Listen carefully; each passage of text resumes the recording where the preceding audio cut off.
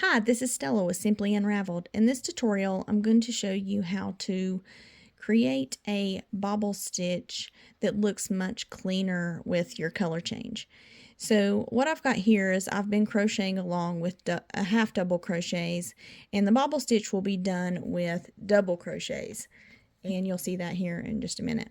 So what we want to accomplish here is to have a really smooth color change so that it just looks neat having just a little bobble on there by itself. So what you do is you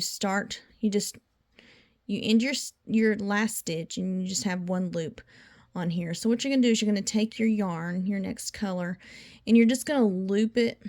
I actually like to attach mine. You can just loop it over the hook.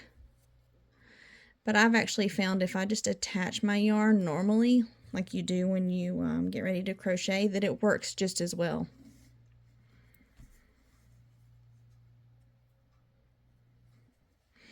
So I'm just kind of holding my white yarn back there so that it doesn't move, or the previous stitch doesn't loosen very much.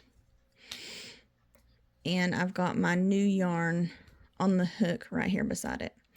So what you're going to do is once you get both of these on the hook, you're going to start your bobble stitch by double crocheting into the next stitch, and you just do that normally. So I'm going to yarn over,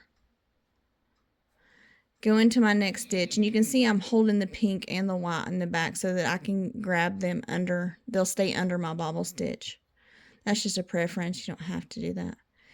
I'm going to pull up a loop, and I'm going to continue with how a bobble stitch is typically done. So that is to yarn over, go through 2, now I've got 3 on the hook. So I'm going to yarn over, go through the same stitch,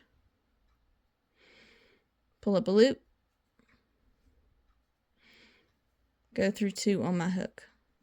So you're doing like a partial double crochet, and you're going to count these pink ones. You're going to ignore this one, count the pink ones, 1, 2, 3.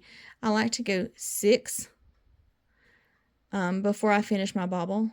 So yarn over, through the same stitch, pull up a loop, yarn over, go through 2, here's 4, yarn over, go through the same stitch, pull up a loop, yarn over, go through 2, you have 5 now, yarn over, go through the same stitch, pull up a loop, yarn over, go through 2.